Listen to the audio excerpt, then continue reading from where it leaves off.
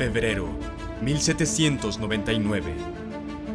El general francés Napoleón Bonaparte ha conquistado Egipto, pero su control sobre el país está amenazado por la revuelta y los británicos han destruido su flota, dejándolo sin refuerzos. Ahora el sultán ha jurado aplastar al invasor extranjero y dos grandes ejércitos otomanos se reúnen para reclamar Egipto. Pero Napoleón no se quedará esperando pacíficamente. Ha decidido atacar primero. Las fuerzas reunidas en Siria, que se rumorea son 50.000 hombres, representan la mayor amenaza, así que serán su primer objetivo. El 10 de febrero, Napoleón lidera una fuerza de tan solo 13.000 hombres hacia el desierto del Sinaí, con rumbo a Tierra Santa. Son todos los que puede llevar, siendo los demás necesarios para custodiar Egipto. Sin embargo, es una fuerza altamente motivada, experimentada y bien liderada, organizada en 4 divisiones de infantería y una brigada de caballería comandada por Murat. Para Napoleón, la velocidad y la sorpresa son imperativas, pero rápidamente todo empieza a salir muy mal. Los franceses, de nuevo, están mal preparados para las duras condiciones del calor del desierto. El agua es escasa y la comida se agota. En El Arish se encuentra inesperadamente con que la guarnición de la ciudad está compuesta por 3.000 otomanos. El asedio detiene a Napoleón 11 días y le cuesta 400 bajas, las cuales no puede permitirse. La rendición de la guarnición se asegura solo con términos generosos. Son desarmados, pero se les permite partir después de jurar no tomar las armas contra Francia por 1 año.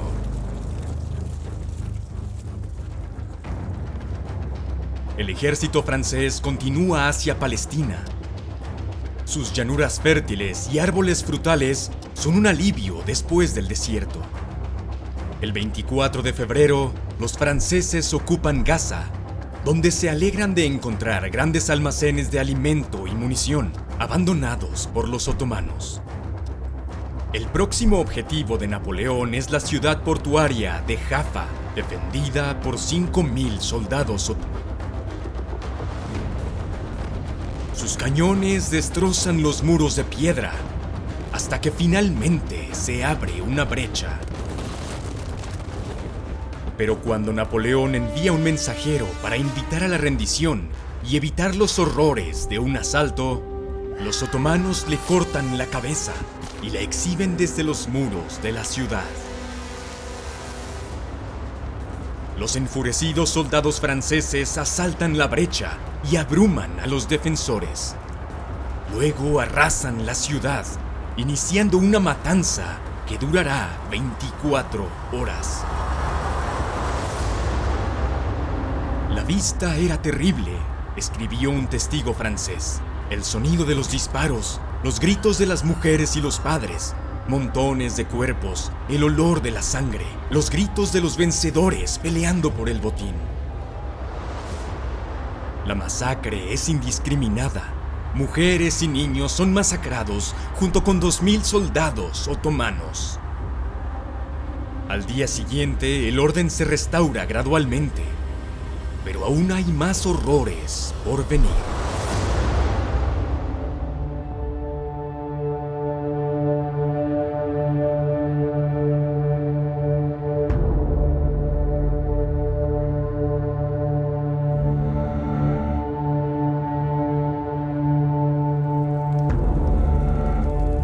Después del saqueo de Jaffa, Napoleón se encuentra con 3.000 prisioneros otomanos, a quienes les ha permitido vivir. Pero con sus tropas y suministros ya al límite, le cuesta trabajo a Napoleón destinarlos para cuidar o alimentar a estos prisioneros. Además, algunos son de la guarnición de El Arish, y han quebrantado su juramento de no tomar las armas contra los franceses y decapitaron a su mensajero. Después de consultar con sus oficiales, Napoleón da la orden de ejecutar a los prisioneros. Durante 3 días, los franceses llevan a los prisioneros en grupos a la playa y los masacran.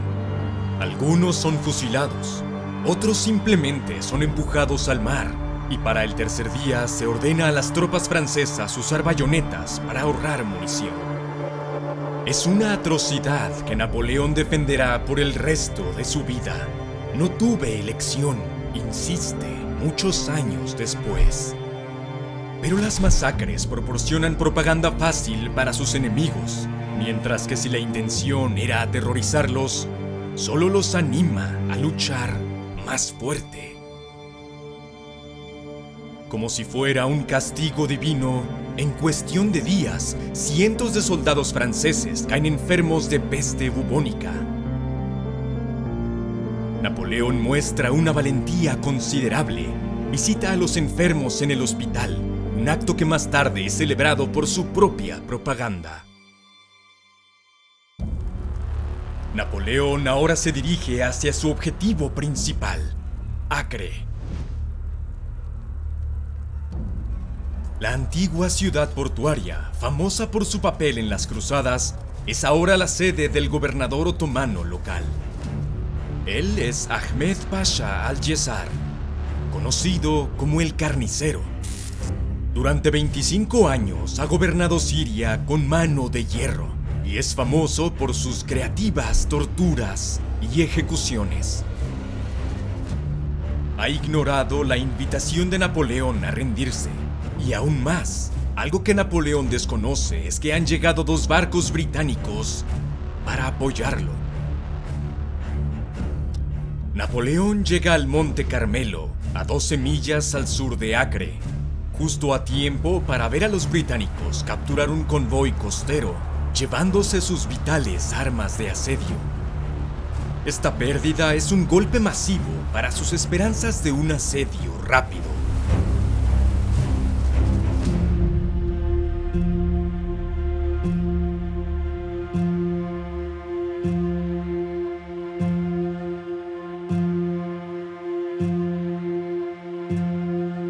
El 18 de marzo, los franceses llegan al exterior de las murallas de Acre y comienzan a cavar trincheras.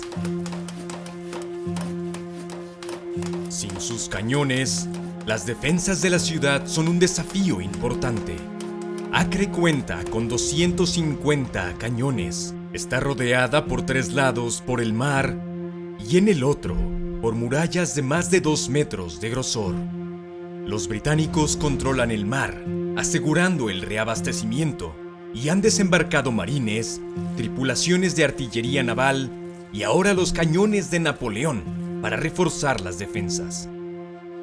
El comandante británico, el comodoro Sir Sidney Smith, es enérgico y lleno de ideas. Mientras que un emigrado francés, Antoine de Philippot, un antiguo compañero de clases de Napoleón, proporciona consejos sobre el asedio. 10 días después de su llegada, comienza el bombardeo francés. Los cañones de campaña de Napoleón abren una pequeña brecha en las murallas, pero son abrumados por el contrafuego. 40 artilleros mueren y todos menos 3 cañones quedan inactivos. Napoleón envía a la infantería con escaleras de asalto. Un foso oculto interrumpe el asalto, mientras los defensores les disparan con mosquetes y les lanzan rocas. Los franceses retroceden precipitadamente en desorden. Cualquier hombre que se quede atrás será probablemente decapitado. El carnicero ha ofrecido una recompensa por cada cabeza francesa que le traigan. Luego los franceses repelen una incursión otomana, infligiendo grandes pérdidas. El asedio de Acre entra en punto muerto. Napoleón esperará a que lleguen cañones más pesados desde Alejandría antes de arriesgarse a otro asalto.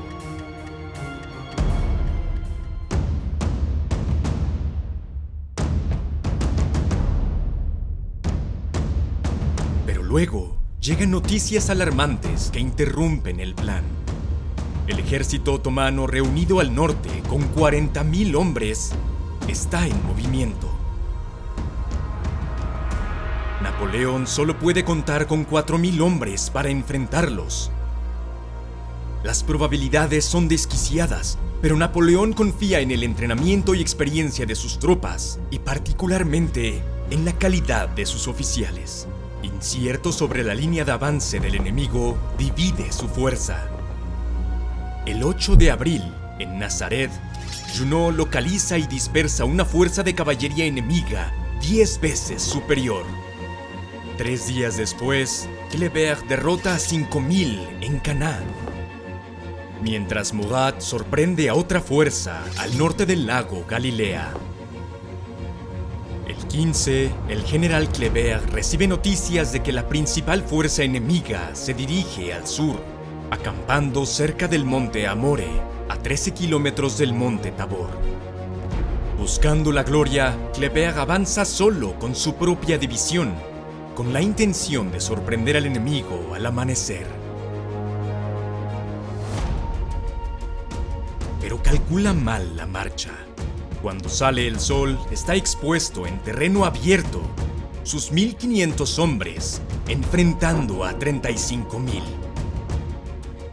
La división de Kléber forma un cuadrado y bajo un sol abrasador mantiene al enemigo a raya durante 10 horas. Pero están cortos de munición y desesperados por refuerzos. Mientras tanto, Napoleón corre hacia ellos con 2.500 hombres. Llega justo a tiempo. Atacando al ejército otomano por detrás, los toma completamente por sorpresa. La mayoría de estas fuerzas son una milicia campesina y, presas del pánico, huyen en todas direcciones. Kléber se une al ataque. El ejército otomano se desintegra. Con un saldo de menos de 300 bajas, Napoleón ha destruido la fuerza de alivio enemiga y asegurado el control de Palestina. La caída de Acre ahora debe estar cerca.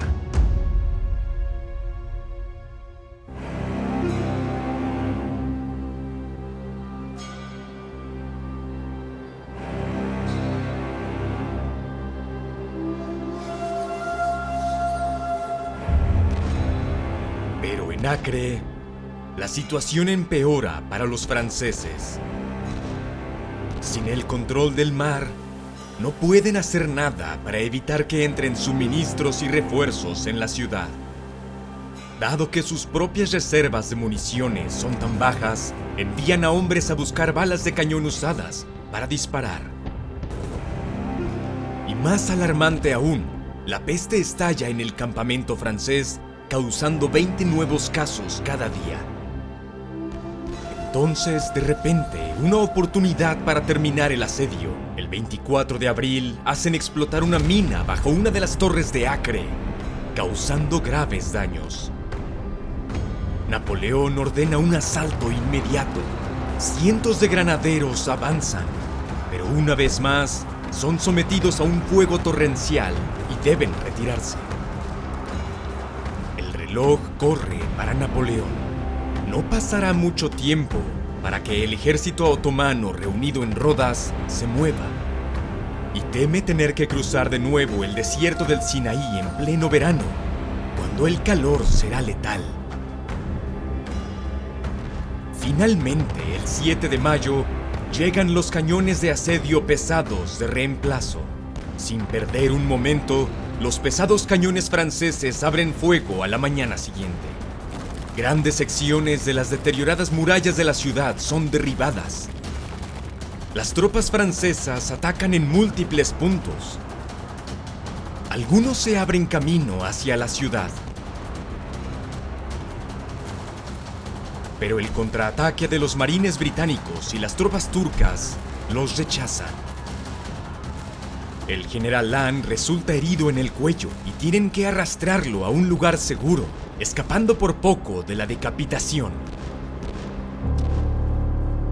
El 10 de mayo, Napoleón llama a los granaderos de Kléber para realizar un último intento en la ciudad. Nada podría ser más hermoso que Kléber en el día de la batalla, observa Napoleón, mientras que el general lidera su división hacia adelante con valentía inquebrantable. El general Bonne avanza con sus tropas en apoyo y resulta mortalmente herido. A pesar de todo el heroísmo y coraje francés exhibido, la potencia de fuego, ferocidad y habilidad del enemigo resulta insuperable. Napoleón, observando el ataque desde una batería avanzada, es derribado por un proyectil que pasa cerca. Finalmente, acepta que sus hombres han hecho todo lo que les puede pedir. El intento de tomar Acre ha fracasado.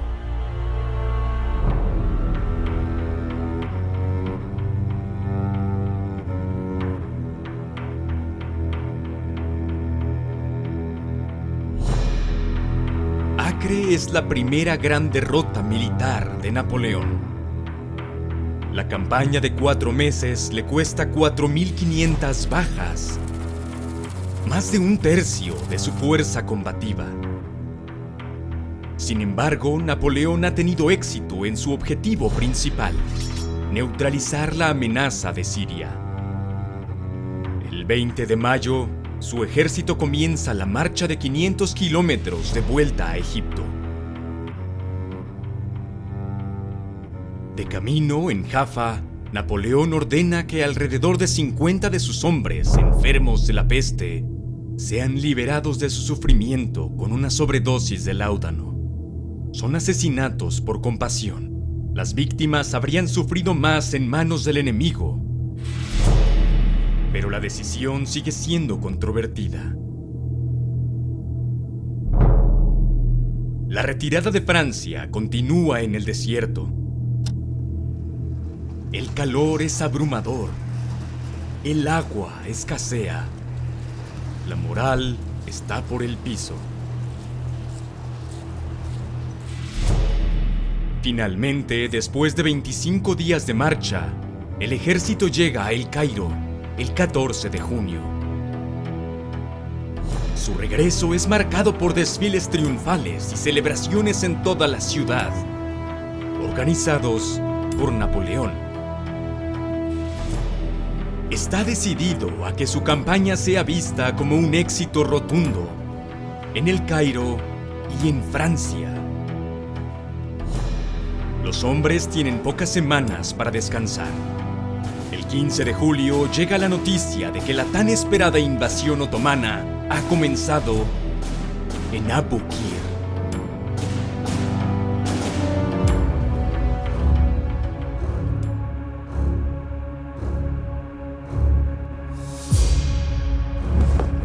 No hay tiempo que perder.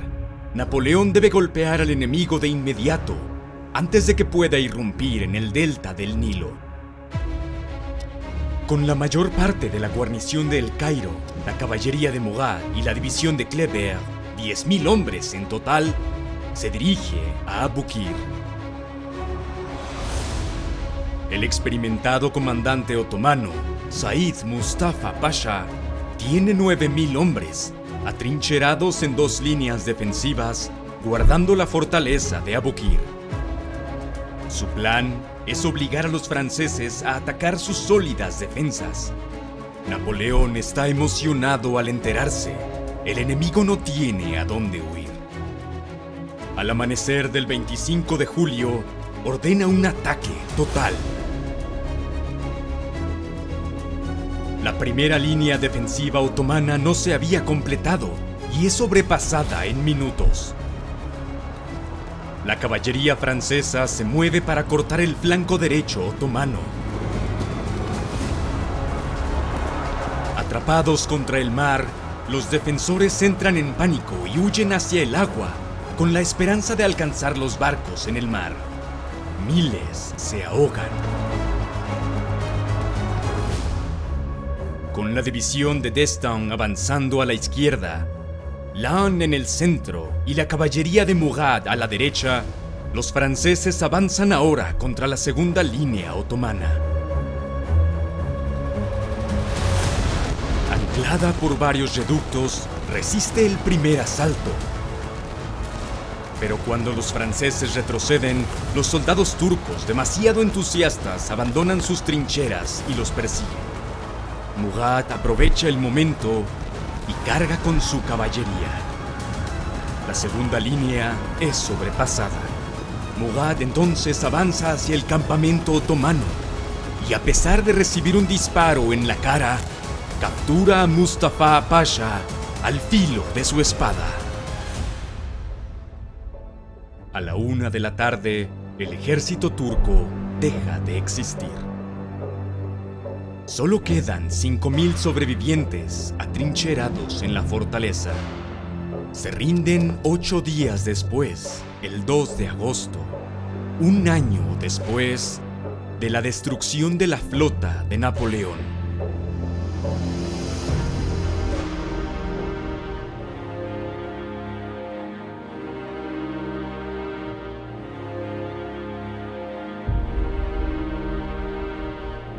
La batalla de Aboukir es una gran victoria para Napoleón y hace mucho por reparar su reputación después de la derrota en Acre. Pero ahora llegan noticias de los acontecimientos en Europa y para Francia no son buenas noticias. Se ha formado una segunda coalición contra Francia, liderada por Gran Bretaña, Rusia y Austria. Sus ejércitos han ganado una serie de batallas contra Francia, revirtiendo casi todos los avances de Napoleón en Italia, y ahora amenazan a la República con una invasión. No es momento para que el mejor general de Francia esté lejos de casa, incapaz de influir en los acontecimientos. La patrie está en peligro. El siguiente movimiento de Napoleón no está en duda. La noche del 23 de agosto, Napoleón sube tranquilamente a una fragata cerca de Alejandría, con un pequeño séquito, incluido Berthier, Marmont, Lannes y Murat, y zarpa hacia Francia. A su ejército le deja una breve proclama. Las noticias de Europa me han llevado a decidirme a regresar a Francia. Dejo el mando del ejército al general Kléber. El ejército sabrá de mí de inmediato. Por ahora no puedo decir más. Me duele profundamente dejar a las tropas a las que estoy tan fuertemente unido. El general Kléber no está contento con esta promoción. Nos ha abandonado con los pantalones llenos de merde, declara. Cuando regresemos a Europa, le frotaremos la cara en ello. Pero Kléber nunca regresará a Europa. En el verano siguiente, es apuñalado hasta la muerte en El Cairo por un joven radical musulmán. Los restos del ejército francés en Egipto se rinden a los británicos en 1801, tras ser derrotados en la batalla de Alejandría. Más tarde serán repatriados por la Armada Británica bajo los términos de un tratado de paz.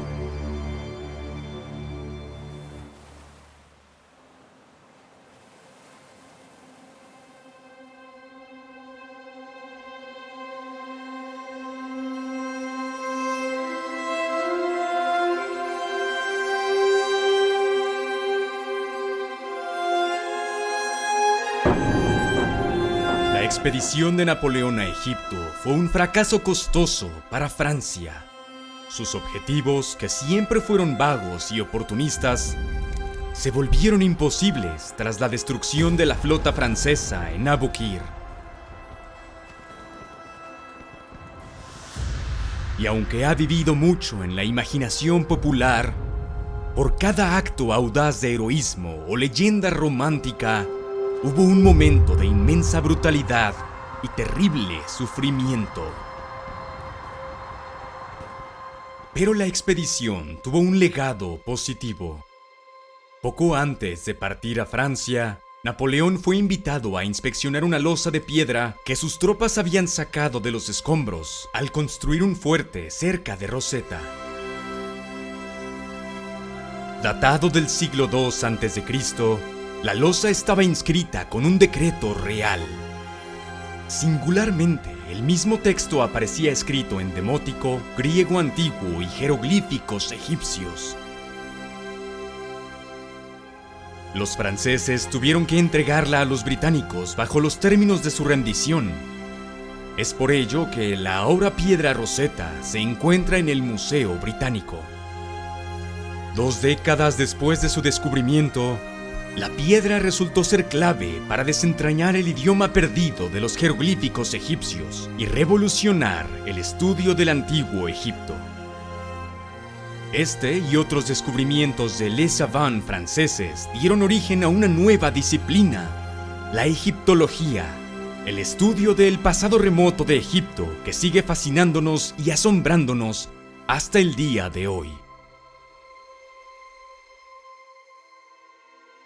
El viaje de Napoleón por el Mediterráneo dura 41 días y tiene algunos encuentros cercanos con la Armada Real. Pero su destino no sería frustrado por segunda vez. De camino hace su última visita a Córcega y a su ciudad natal, antes de partir a Francia para dar el próximo paso en su asombrosa ascensión al poder.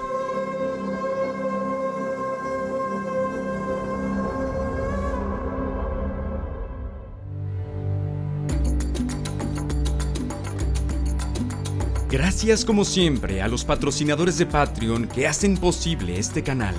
Desde constructores como Aaron Walsh, Adam J. Dunberg y Michael Lapadot, hasta ciudadanos como Joshua, Nathaniel Crowley y Philip Liu. Y héroes como Babatunwa Aderinokun. Súmate a sus filas al unirte con nosotros en Patreon, donde obtendrás acceso temprano y sin publicidad a nuevos videos, actualizaciones exclusivas y votos sobre futuros videos.